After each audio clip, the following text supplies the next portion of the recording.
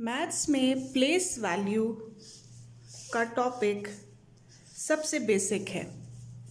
हमें पता है कि यहाँ पे हम वंस लेते हैं और यहाँ पे हम टेंस लेते हैं। अगर हमारे पास कोई नंबर है 14 लेट्स से, तो इसमें इस 1 का मतलब है 10 और इस 4 का मतलब है सिंपल 1 डिजिट 4 जो कि हमें 14 देगा। तो क्या हम इस कॉन्सेप्ट को, इस प्लेस वैल्यू के कॉन्सेप्ट को यूज़ करके बच्चों को मेंटल या ओरल मैथ्स के कुछ कॉन्सेप्ट सिखा सकते हैं? तो मेरा जवाब है यस। एडिशन आज हमारा टॉपिक है। हम इस कॉन्सेप्ट को यूज़ करेंगे और बच्चों को ओरल या मेंटल मैथ्स सिखाएंगे। उसके लिए सबसे पहला कॉन्सेप्ट तो ये है कि हमें पता है कि ज़ीरो एक ऐसा नंबर है कि जिसके साथ कुछ भी ऐड किया जाए तो हमारे पास आंसर वही नंबर आता है। जैसे ज़ीरो में 1 प्लस करें तो आंसर 1 आएगा। इसी तरह अगर हम स्टूडेंट्स के दिमाग में ये कॉन्सेप्ट डाल दें कि टेंस की फॉर्म में एडिशन, यानी अगर कोई नंबर हमें गिवन है और हम उसमें टेंस को ऐड करना उन्हें ये टेक्निक सिखा दें तो उनके लिए कैलकुलेशंस आसान हो जाएंगी। जिस तरह 10 + 10 = 20 एकदम आंसर आ गया। इसके पीछे लॉजिक क्या है? इसके पीछे लॉजिक ये है कि ज़ीरो पता है कि ज़ीरो में कोई भी चीज़ ऐड की जाए तो उसका आंसर वो नंबर आता है। अगर ज़ीरो में ज़ीरो ऐड करेंगे तो आंसर ज़ीरो ही आएगा। तो हमारे पास पीछे बचते हैं ये वाले डिजिट्स जो कि टेंस प्लेस में, इनको प्लस करेंगे तो हमारे पास आंसर आ जाएगा। जैसे हमारे पास ये नंबर्स हैं 10 + 20 + 30, तो ये टेक्निक यूज़ करते हुए हम फ़ौरन ही आंसर दे सकते हैं कि हमारे पास आंसर है 60। चलिए अब हम एक सिंपल क्वेश्चन लेते हैं टेंस और वंस। 14 + 15।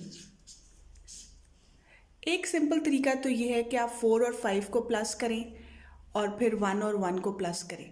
लेकिन मेंटली या अगर आपके पास पेंसिल पेपर अवेलेबल नहीं है तो फिर आप किस तरीके से जल्दी कैलकुलेशन कर सकते हैं, जल्दी एडिशन कर सकते हैं, उसके लिए ये मेथड है कि यहाँ आप देखें तो ये 14 असल में क्या है? ये है 10 + 4 और 15 क्या है? 10 + 5।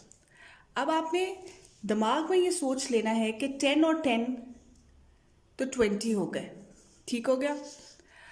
और क्या बचा? 4 और 5, वो हो गया 9 और हमारे पास आंसर आ गया 29।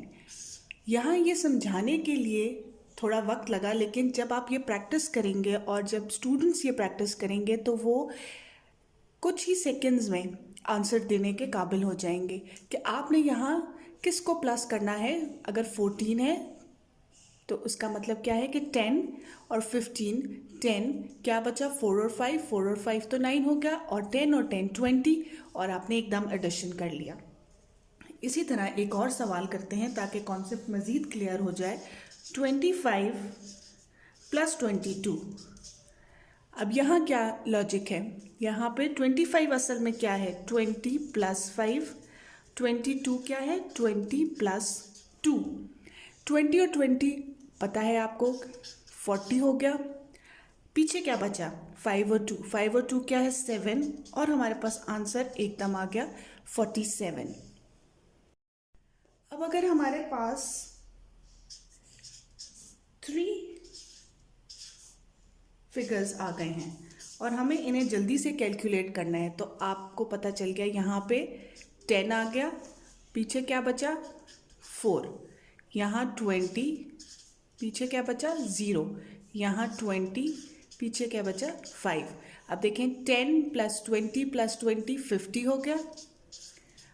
4 + 5 9 और एकदम आपके पास आंसर आ गया 59। 3 डिजिट्स की भी कैलकुलेशन आपने एकदम कर ली।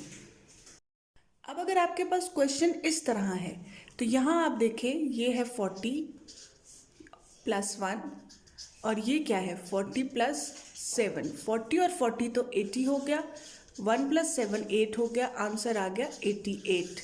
लेकिन ये सब कैलकुलेशंस आपने माइंड में करनी है और आपने डायरेक्ट आंसर बताना है। अगर आप अपने बच्चों को या स्टूडेंट्स को ये टेक्निक्स सिखाएंगे तो एक तो वो मेंटल मैथ्स में शार्प हो जाएंगे, दूसरा ये कि उनके लिए ऐड करना, एडिशन करना, सम करना, टोटल करना, इससे रिलेटेड जो प्रॉब्लम्स या इससे रिलेटेड जो क्वेश्चंस हैं वो आसानी कर सकेंगे और उनके लिए प्रेशर नहीं रहेगा।